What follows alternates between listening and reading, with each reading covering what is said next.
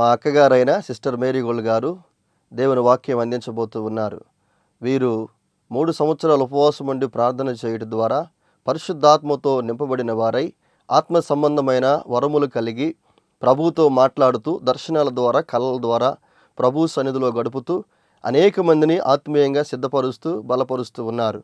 వీరు ప్రార్థన చేసి దర్శనాలను కలభావాలను తెలుసుకొని అనేక మందికి తెలియచెప్పి అనేక మంది పట్ల దేవుని యొక్క చిత్తం ఏ విధంగా ఉందో ప్రార్థన ద్వారా వారు తెలుసుకొని అనేక మందితో పంచుకుంటూ అనేక మందిని బలపరుస్తూ దేవుని సన్నిధిలో బహుబలంగా వాడబడుతున్న దైవజనులు. వీరి వాక్యాన్ని ఇప్పుడు విందాం. ఈ అద్భుత కార్యాలు ఎన్నో దేవుడు చేస్తూ ఉన్నాడు. ఆయన అంటున్నాడు, ఇదిగో నేను ఒక నూతన క్రియ చేయుచున్నాను, ఇప్పుడే అది మొలచును, మీరు దాన్ని ఆలోచించరా?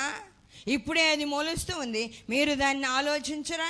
వాక్యములో నుండి ఎన్నో విషయాలు ప్రభువు సమస్తమును నూతనమైనవిగా చేయుచున్నాడు. మనకి ఎన్ని సంవత్సరాలు గడిచినా ఆ పాత పద్ధతులే, పాత విషయాలే, పాత ఆలోచనలే, పాత పగలే, పాత గొడవలే, పాత శోధనలే, కానీ కొత్త వాటి వైపు మనం వెళ్ళడంలా అసలు క్రొత్త దాని గురించి ఆలోచనే మనకు రావడం లేదు. కానీ ప్రభు అంటున్నాడు, పాతయి అనేవి గతించిపోయినట్టే, పాతవి గతించును, ఇదిగో సమస్తమును క్రొత్తవైపోవాలి. కానీ పాత వాటి వెనకాలబడి వాటితోనే మనము అలిసిపోకూడదు.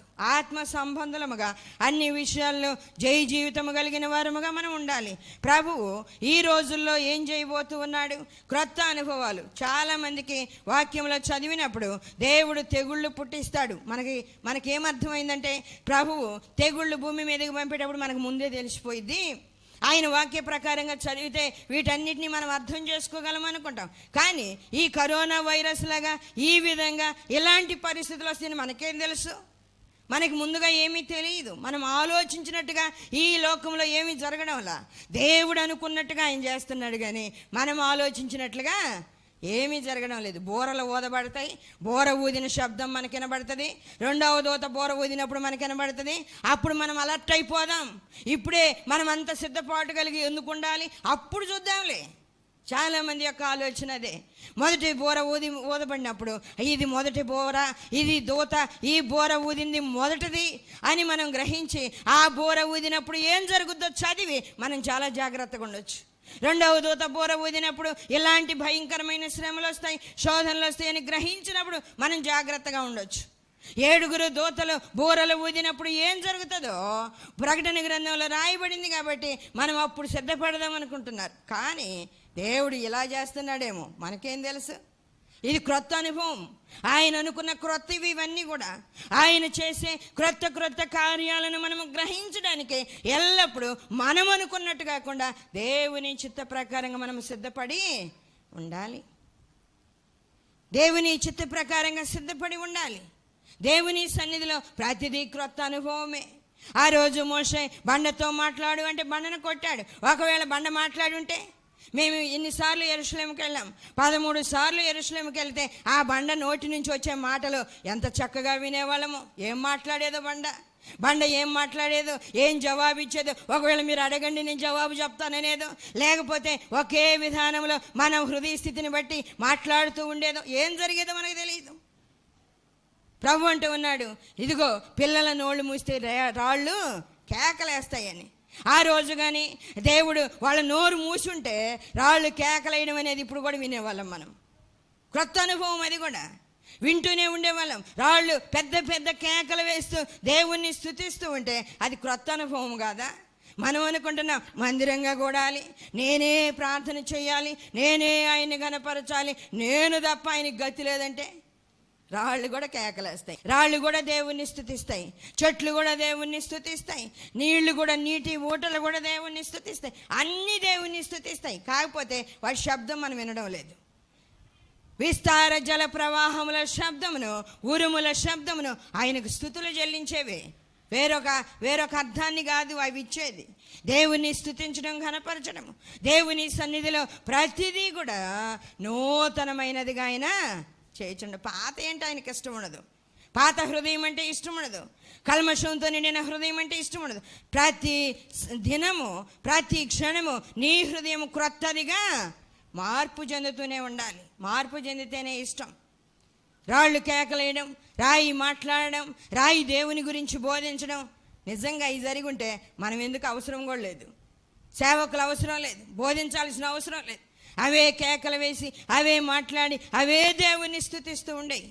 దేవుని సన్నిధిలో మనము ప్రతి దానిని గురించి ఆలోచన చేయాలి. ఆలోచన లేకనే, ఆలోచన శక్తి లేకనే దేవునికి దూరం అయిపోతున్నారు మనుషులందరూ. కానీ ఆలోచన శక్తిని కలిగి దేవుణ్ణి స్తుతించి ఘనపరచాలి, మహిమపరచాలి.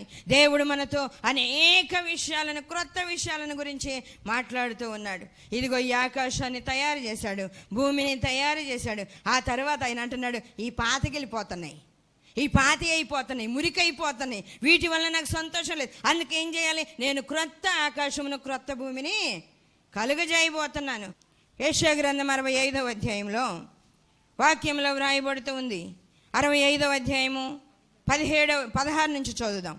దేశములో తనకు ఆశీర్వాదము కలగవలనని కోరువాడు నమ్మదగిన దేవుడు తన్ను ఆశీర్వదించవలనని కోరుకొనును. దేశములో ప్రమాణము చేయవాడు నమ్మదగిన దేవుని తోడని ప్రమాణము చేయను. ఈ కార్యాలన్నీ చూసినప్పుడు దేవుడు మనకి నమ్మదగిన వాడు. తెలుసా?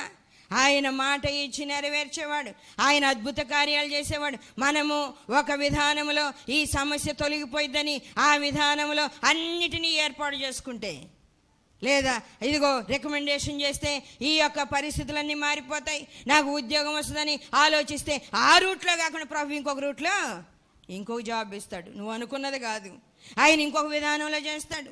మనము డబ్బు ఉంటే ఈ సమస్యని పరిష్కరించుకోవచ్చని డబ్బు కోసం ప్రయాసపడుతుంటే ఆ డబ్బు అవసరం లేకుండానే దేవుడు ఇంకొక విధానంలో ఆయన రూట్లో ఆయన ఆ సమస్యను తొలగిస్తాడు. ఆ ఆరోగ్యం విషయంలో కానీ అన్ని విషయాల్లో ఆయన కృప చూపుతాడు. అవి మనం ఊహించేవి కాదు, మనం అనుకున్నట్టుగా జరిగేవి కాదు. అలాంటప్పుడు ఆ మనుషులందరూ నమ్మదగిన దేవుని మీద ఆనుకొని ప్రమాణము చేసిన నమ్మదగిన దేవుని తోడని ప్రమాణం చేస్తారంట. నమ్మదగిన దేవుని తోడని ప్రమాణం చేస్తారు. వాక్య భాగంలో మనం చూస్తున్నాం, ఆశీర్వాదము కలగాలని కోరువాడు నమ్మదగిన దేవుడు తన్ను ఆశీర్వదించవాలని కోరుకుంటాడంట. కోరుకునేవాడు ఏమని కోరుకుంటాడు? అక్కర తీర్చగలిగిన దేవుని దగ్గరికి వచ్చి నా అక్కర తీర్చంటే ఆయన తీరుస్తాడు. కానీ అక్కర తీర్చలేని వారి దగ్గరికి వెళ్ళి అక్కర తీర్చమంటే ఎలా తీరుస్తాడు? ఎలా తీరుస్తారు వాళ్ళు? ఏలియా విషయంలో మనం చూస్తాం. ఏలియా బయలు ప్రవక్తలు ఇద్దరు కూడుకొని ఉన్నప్పుడు ఏలియా అంటూ ఉన్నాడు, ఇదిగో మీ దేవుడు ఎక్కడ తీరుస్తాడేమో, మీ బయలుదేవుని పిలవండి అంటే వాళ్ళు పిలిచి కేకలు వేసి ఒళ్ళంతా చీల్చుకొని చీరేటట్టుగా అలాంటి దెబ్బలు కొట్టుకొని భయంకరంగా కేకలు వేసి నాలుకలు కోసుకొని రక్తమంతా కారుస్తూ ఉన్నా కానీ వాళ్ళ దేవుడు పలకల. ఏలియా అంటున్నాడు, నా దేవుడు సజీవుడు, నా దేవుడు సజీవుడు, ఆయన నేను మనవి చేయగానే ఆయన వింటాడు. ఏం చేశాడు ఏలియా? అదే ఎప్పుడన్నా సాధ్యమేనా? నిజంగా ఇక్కడ ఒక క్యాండిల్ వెలిగించాలి అంటే అగ్గిపెట్టె చాలాసార్లు కొట్టాలి. చల్లగా నెమ్ముగాలికి ఏదైనా కూడా అవి మండడం అనేది సాధ్యం కాదు. వర్షం నీళ్లు పడితే మంట రావడం అనేది సాధ్యం కాదు. కానీ ఏలియా ఏం చేశాడు? దేవుణ్ణి ప్రార్థన చేశాడు. 12 గోత్రాల లెక్క ప్రకారం ఇశ్రాయేలీలను అబ్రహాము దేవా, ఇస్సాకు దేవా, యాకోబు దేవా, ఇదిగో ఇశ్రాయేలీలను మీరు ఏర్పాటు చేసుకున్నారు. ఈ 12 గోత్రాలకి నేను 12 రాళ్లను తీసుకొని బలిపీఠాన్ని కడుతున్నానయ్యా. బలిపీఠాన్ని కట్టాడు. బలిపీఠం మీద ఆ పశువుని వధించి ఆ తరువాత చుట్టూరు కందకము తవ్వించి దాని నిండా నీళ్లు నింపాడంట. తెలుసా?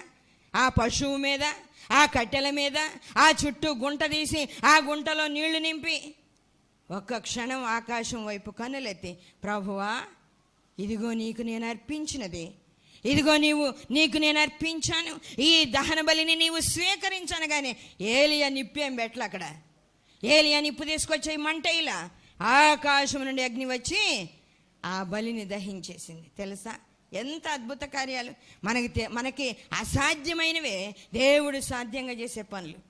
మనకు అసాధ్యమైన పనులు. నీళ్ళల్లో ఎవరైనా మంట వేయగలరా?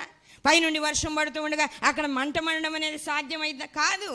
అది దేవుడు మాత్రమే చేయగలడు. అలాంటి వాళ్ళు ఏమని ప్రమాణం చేస్తారు, ఏమని వేడుకుంటారు? దేవుణ్ణి తనకు ఆశీర్వాదము కలగవలనని కోరుకొనివాడు, దేశములో తనకు ఆశీర్వాదము కలగవలనని కోరువాడు నమ్మదగిన దేవుడు తన్ను ఆశీర్వదించవలనని కోరుకొనును. ఆ తరువాత ఆ దేశములో ప్రమాణము చేయువాడు నమ్మదగిన దేవుని తోడని ప్రమాణము చేయును. నమ్మదగిన దేవుని తోడని ప్రమాణము చేయును. పూర్వము కలిగిన బాధలు నా దృష్టికి మరువబడును, అవి నా దృష్టికి మరుగవును. అవి నా దృష్టికి మరువబడతాయి, నా దృష్టికి మరుగైపోతాయి. కానీ క్రొత్తది నేను కలగజేస్తాను. చూడండి, క్రొత్తదాన్ని నేను కలగజేస్తాను. వాక్య భాగంలో మనం చూస్తూ ఉన్నాం 17వ వచనం. ఇప్పుడు ఇదిగో నేను క్రొత్త ఆకాశమును క్రొత్త భూమిని సృజించుచున్నాను, మునుపటివి మరవబడును, జ్ఞాపకమునకు రావు. మునుపటివి మరవబడును, జ్ఞాపకమునకు రావు.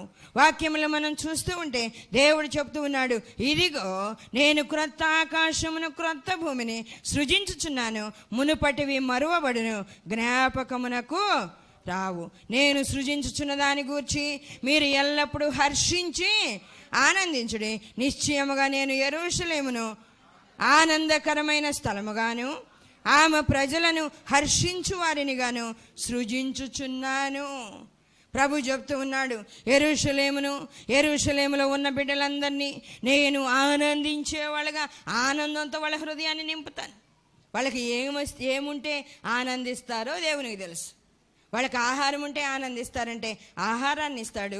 ద్రాక్షారసము లేక బాధగా ఉంటే ద్రాక్షారసం ఇచ్చి సంతోషాన్ని కలగజేస్తాడు. నీళ్లు కావాలంటే నీళ్ళు ఇచ్చి సంతోషపరుస్తాడు. ఇదిగో ప్రభువా నేను అర్పించిన దహన బలి నీవు స్వీకరించు అంటే ఆయన అగ్నిని పంపించి దాన్ని పైకి తీసుకుంటాడు. అలా అంటే నమ్మదగిన దేవుడు. ఆయన కోరుకునేది ఏంటంటే క్రొత్త హృదయం. మారు మనసు అంటే ఏంటి అంటే మనసు మారడం, శరీరం మారడం కాదు, మనసు మారడం. మనసు మారి నూతన పరచబడుట వలన దేవుడు మన హృదయంలో ప్రవేశించి మన హృదయంలో నివాసం చేస్తాడు. మనసు మారి నూతన పరచబడాలి. ఇప్పటి వరకు ఇన్ని కొత్త కార్యాలు ఒక్కొక్కటి జరిగిస్తూ వస్తున్నాడు దేవుడు. ఇంకా మనం బ్రతికున్నప్పుడే ఆ తర్వాత తరాలు ఒకవేళ రాకడ ఆలస్యమై ఇంకా కొన్ని తరాలున్నా అప్పుడు దాకా ఎన్ని అద్భుత కార్యాలు జరుగుతాయి మనకే తెలియదు. ఎన్ని ఆశ్చర్య కార్యాలు జరుగుతాయో, ఎన్ని నూతనమైన కార్యాలు జరుగుతాయో. ప్రభు అంటున్నాడు, ఇదిగో అందరికీ తెలిసిన ఈ ఆకాశము ఈ భూమి చాలా కాలమైంది సృజించి. తెలుసా, ఆదాము హవ్వలని తయారు చేయకముందు దేవుడు ఆకాశమును భూమిని కలుగజేశాడు. అవి అంట పాత అయిపోతున్నాయి అంట. అవి పాత అయిపోతూ ఉన్నాయి. పాత అయిపోయినప్పుడు ప్రభు అంటున్నాడు, అవి పాతకెళ్ళిపోతున్నాయి కాబట్టి క్రొత్త వాటిగా నేను తయారు చేస్తున్నాను. క్రొత్త ఆకాశమును క్రొత్త భూమిని సృజించుచున్నాను, మునుపటివి మరవబడును, జ్ఞాపకమునకు రావు.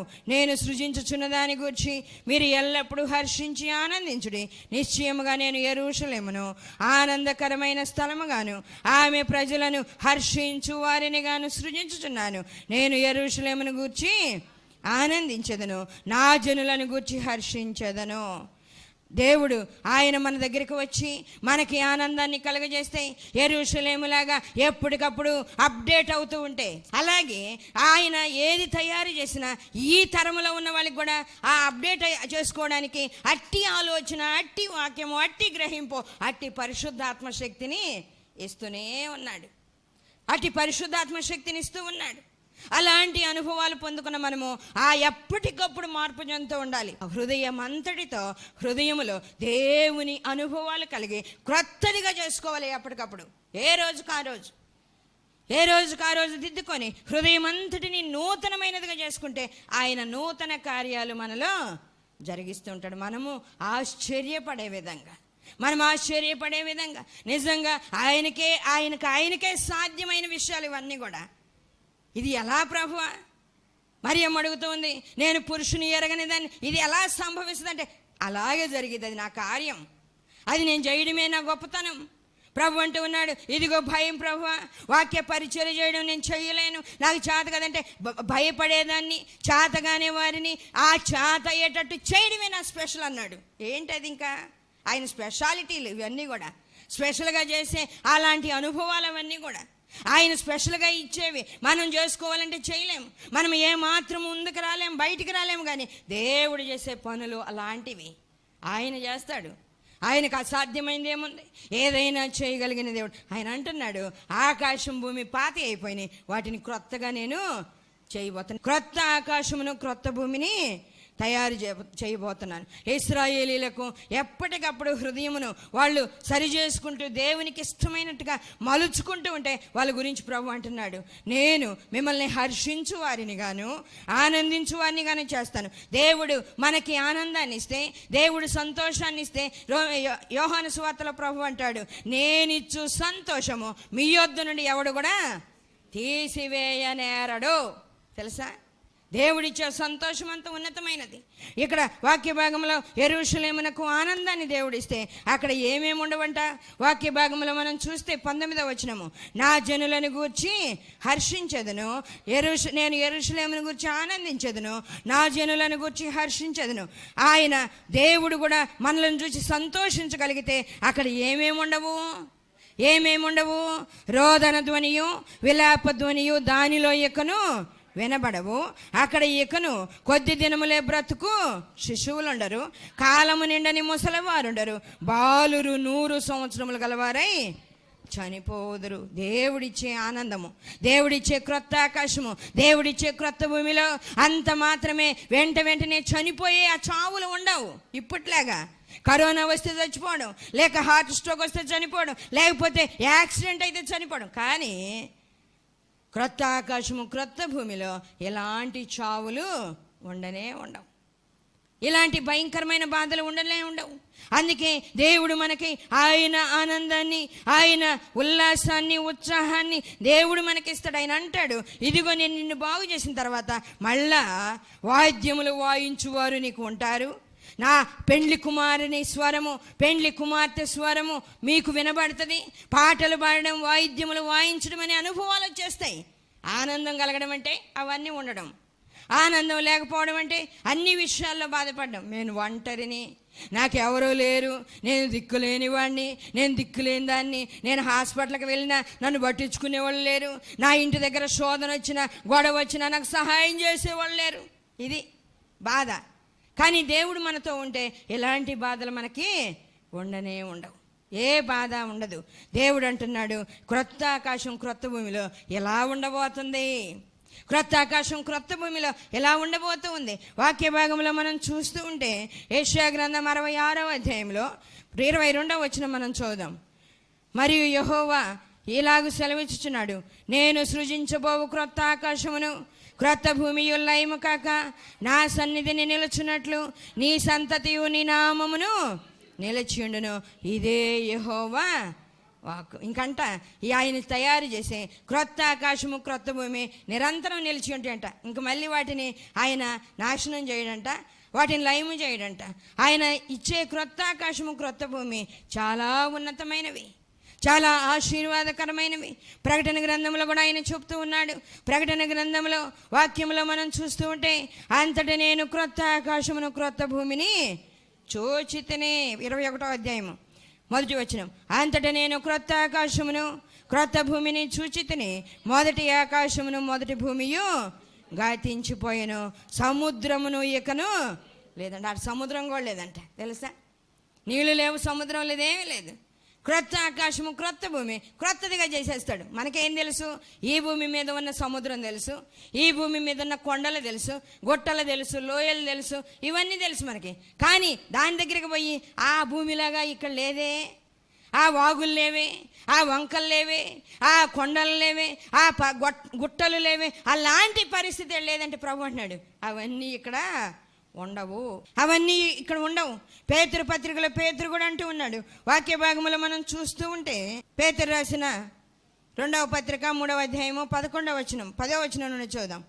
అయితే ప్రభు దినము దొంగ వచ్చినట్లు వచ్చును, ఆ దినమున ఆకాశములు మహాధ్వనితో గతించిపోవును, పంచభూతములు మిక్కటమైన వేండ్రంతో లయమైపోవును, భూమియు దాని మీదనున్న కృత్యములను కాలిపోవును, ఇవన్నీ ఇట్లు లయమైపోవునవి గనుక ఆకాశములు రవులు కొని లయమైపోవునట్టియో, పంచభూతముల మహావేంద్రముతో కరిగిపోవునట్టియో దేవుని దినపు రాకడ కొరకు కనిపెట్టుచు దానిని ఆశతో అపేక్షించుచు మీరు పరిశుద్ధమైన ప్రవర్తనతోనూ భక్తితోనూ ఎంతో జాగ్రత్త గలవారై ఉండవలెను.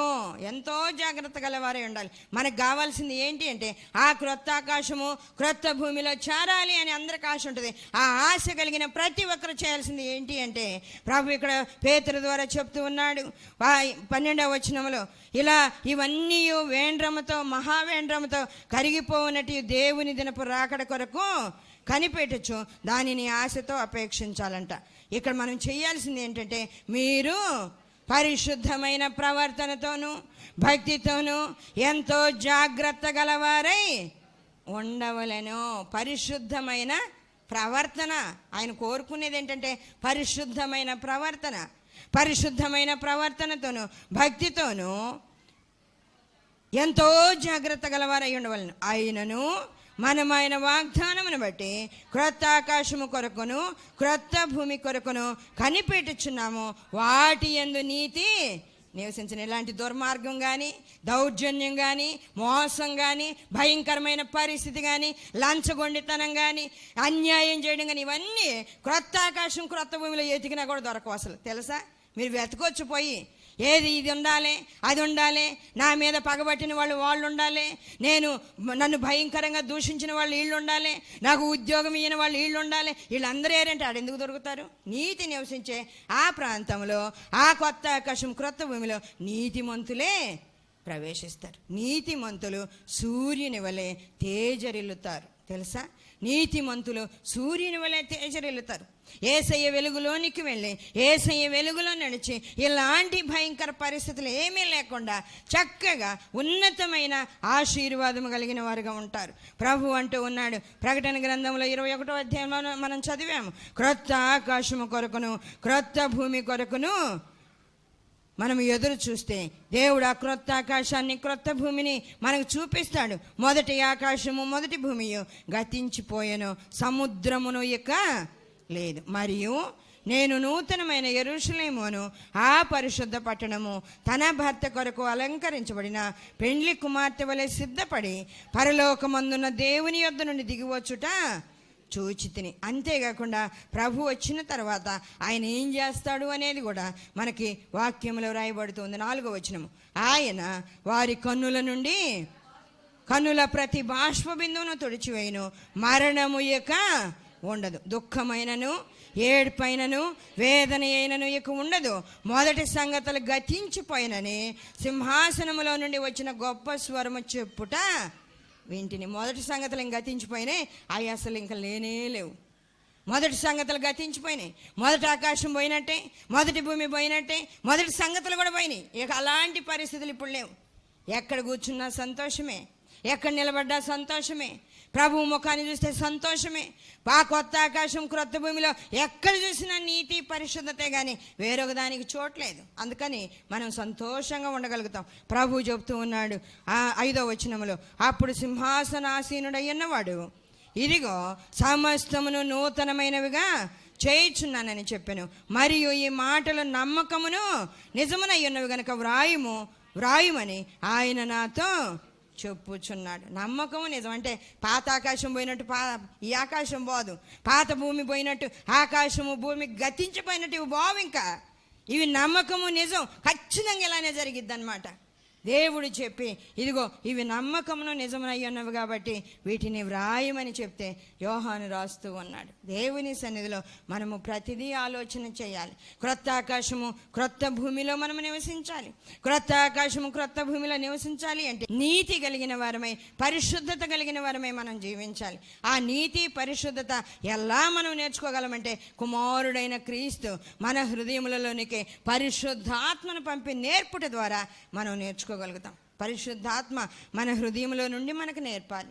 మన లోపలికి వచ్చి మనకు నేర్పినప్పుడు మనము పరిశుద్ధముగా నీతిగా జీవించడము సాధ్యమవుతుంది. ఎంతో భక్తితో జాగ్రత్త కలిగి దేవునికి ఇష్టమైనట్లుగా జీవించడం సాధ్యమవుతుంది. అందుకే ప్రతి విషయంలో బహు జాగ్రత్త కలిగిన వారమై దేవుణ్ణి ఆరాధించాలి. క్రొత్త ఆకాశం క్రొత్త భూమి ఉంది. ఇప్పుడు మనం నివసించే ఈ భూమి ఈ ఆకాశం ఇంకా ఉండవు. ప్రభువు చెప్పిన ఆ నిర్ణయ కాలానికి ఇవన్నీ నాశనం అయిపోతాయి, అసలు ఉండవు, లయమైపోతాయి. అసలు అవి కనబడతాయో లేదో కూడా ప్రభు చెప్తున్నాడు. అవి అసలు కనబడవు, అవన్నీ గతించిపోతాయి. వాటిని మనం వెతికినా కూడా మహావేంద్రంతో లయమైపోయినప్పుడు వాటిని ఎలా వెతికి పట్టుకోగలం? అవి సాధ్యం కాదు. మనం ఎదురు చూడాల్సింది, చేరుకోవాల్సింది ఏంటంటే క్రొత్త ఆకాశములో క్రొత్త భూమిలో ప్రవేశించడానికి ప్రార్థన తెలియజేస్తూ నేను ముగిస్తున్నాను. దేవుడి మాటలు దీవించును గాక. ప్రార్థన చేసుకుందాం. అవును ప్రభువా, నన్ను బలపరచు. ఇదిగో ఈరోజు వాక్యము ద్వారా మీరు మాట్లాడారు, మీకు వందనాలు నాయన. పాతవి అంటే మీకు ఇష్టం లేదు, క్రొత్తవి కావాలి ప్రభా. అవును నాయన, హృదయాలు క్రొత్తగా మార్చబడాలి. క్రొత్త ఆకాశము క్రొత్త భూమిని మీరు ఎలా తయారు చేస్తున్నారు అలాంటి నైనా క్రొత్తదిగా కనబడే హృదయాలు కావాలని మీరు కోరుకుంటున్నట్లుగా నా హృదయము మలచబడ్డానికి కృప దయచేయమని ప్రభువుని అడుగుదాం, ప్రార్థన చేద్దాం. మహాగణుడ, పరిశుద్ధుడ, సర్వాధికారి, జీవాధిపతి, మీకే వందనాలు, స్తుతులు, స్తోత్రాలు ప్రభా. బిడ్డలందరినీ దర్శించండి, ఆత్మతో నింపండి, మీ హస్తాల్లో దాచుకోండి, ప్రార్థనలో పట్టుదల దయచేయండి. పాతవి గతించును, ఇదిగో సమస్తమును కృతమైననే నాయన మాట ప్రకారంగా ప్రతి హృదయము ప్రతి గృహము క్రొత్తగా మార్పు చెందడానికి కృప దయచేయండి. ఆత్మతో నింపండి ప్రభువా.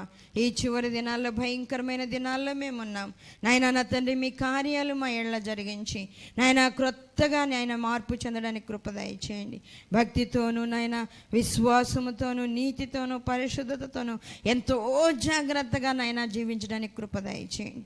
నాయన పరిశీలనగా హృదయాన్ని నాయన నా తండ్రి దిద్దుకోవడానికి, చూచుకోవడానికి కృప దయచేయండి ప్రభా. మీకే వందనాలు. ప్రతి బిడ్డను దర్శించండి, నూతన ఆశీర్వాదాల బిడ్డలకు దయచేయండి. ఎంతోమంది సమస్యలతో ఈరోజు కూడా ఏడుస్తూ ఉన్నారు ప్రభా.